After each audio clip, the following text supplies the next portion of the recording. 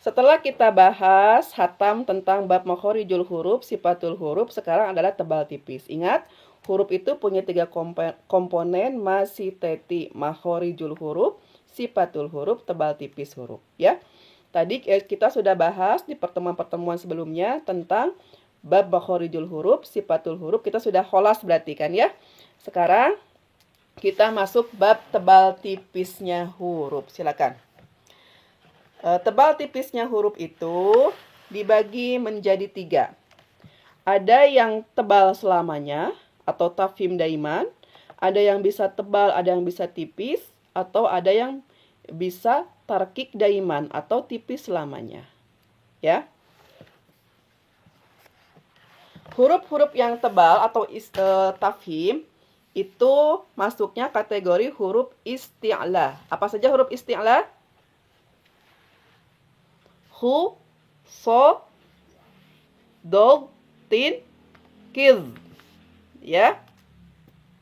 Ada kho, ada so, ada do, ada goin, ada to, ada kof, dan ada zo.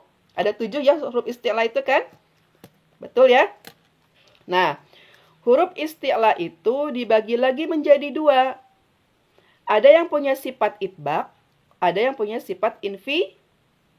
Lawan itbaq kan infitah kan? Ya, betul. Itbaq itu apa? Ada yang masih ingat? Tertutup aula tengah lidahnya. Boleh dibuka. Huruf itbaq itu apa? Itbaq itu artinya apa?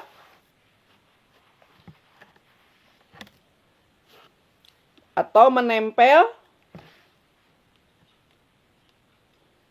Ya, silakan dibuka mikrofonnya. Ke langit. Ya, menempel ke langit-langit ya. Menempel atau menempel sebagian lidah kita ke langit-langit. Itu untuk definisi itbaq. Nggak dinyalain lupa. Iya, atau tertutup aula tengah lidahnya. Boleh, sama saja ya. Nah, nah betul. Itbaq itu hurufnya coba ada 4.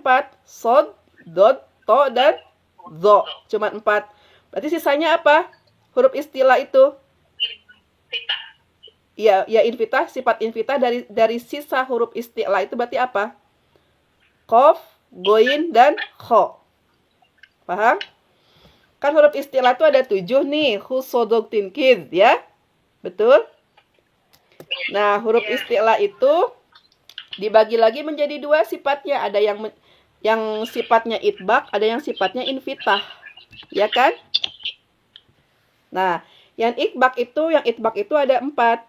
Sod, dod, to, zo. Berarti sisanya kof, goin, dan kho itu masuknya adalah infitah.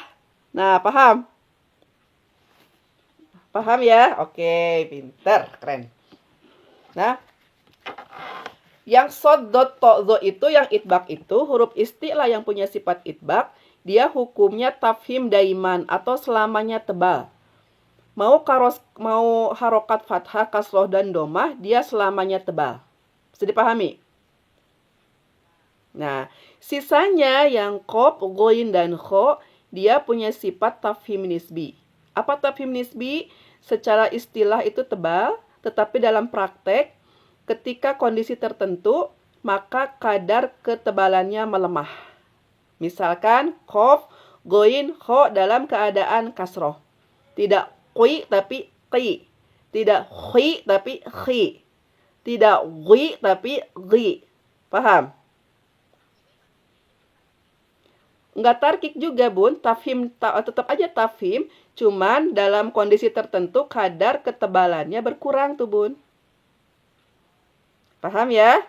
Kalau yang tafhim daiman kan dia selamanya tebal. Sodo, tozo selamanya tebal, ya.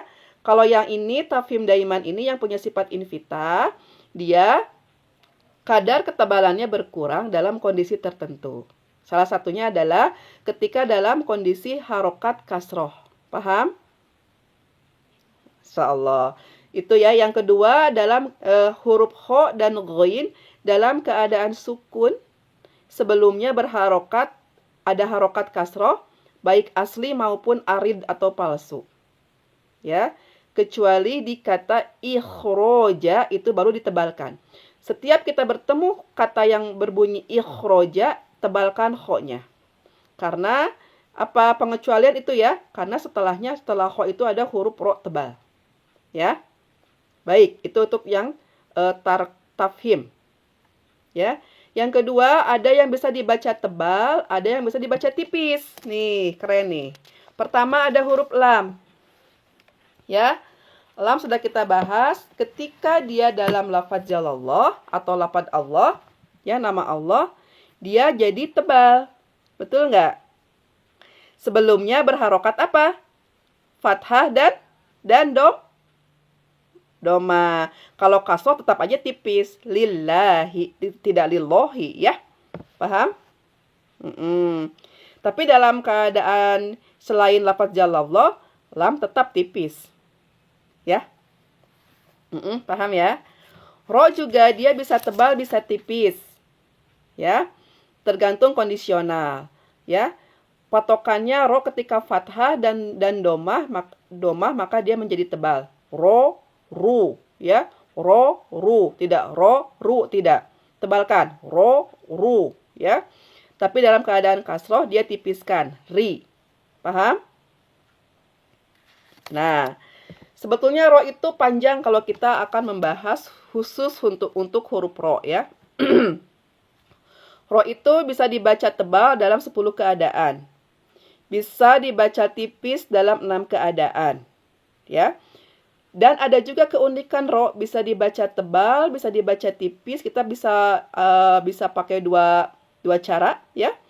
Atau wajhan namanya dalam 5 kata. Nanti kita akan bahas khusus di bab ro. Nanti contoh-contohnya. Kalau dibahas di situ terlalu lama nantinya ya. Nanti ada, tenang. Kalau saya sih belajar ya gini ya Bunda Frida. Ketika saya belajar itu saya selalu mengambil konsep, saya pakai sederhanakan lagi gitu. Materi yang dikasih oleh guru-guru atau dari buku-buku itu saya rangkum lagi menjadi lebih sederhana gitu. Ya. Enggak juga. Nanti ada ininya. Yang penting prakteknya. Soalnya begini Bunda Tia, nanti nggak ada juga di ujian ya. Teori kita nggak ada di ujian, tetapi untuk bab huruf memang harus disampaikan karena tidak lepas dari 3 komponen itu ya, tebal, tipis, mahroj, sifat, tebal, tipis ya. Nanti nextnya juga nanti ketika membaca atau talaki itu semua harus dapat ya. Harus dapat si kesempurnaan huruf itu sebelum kita masuk ke kalimat. Ya. Nanti ya saya kirim ya. Oke. Ya, rekamannya ya. Yang ketiga ada huruf alif. Alif itu tebal tipisnya tergantung huruf sebelumnya. Ya, dinamakannya ihtimal. Alif lam ro itu dinamakannya ihtimal atau kemungkinan ya. Alif itu tebal tipis tergantung huruf sebelumnya. Misalkan sebelumnya huruf so, maka dia menjadi tebal. So. Alif sini alif mad ya, alif yang fungsinya untuk memanjangkan ya. Paham? Jadi itu alif itu untuk alif mad, fungsinya untuk memanjangkan. Ketika misalkan sebelum berharokat ba, maka jadi tipis ba. Ya. Kalau misalkan hurufnya sebelumnya adalah huruf to, jadi panjang 2 harokat. Paham? Ya. Watat ba'ul ulib maqoblaha itu ya dalilnya. Baik.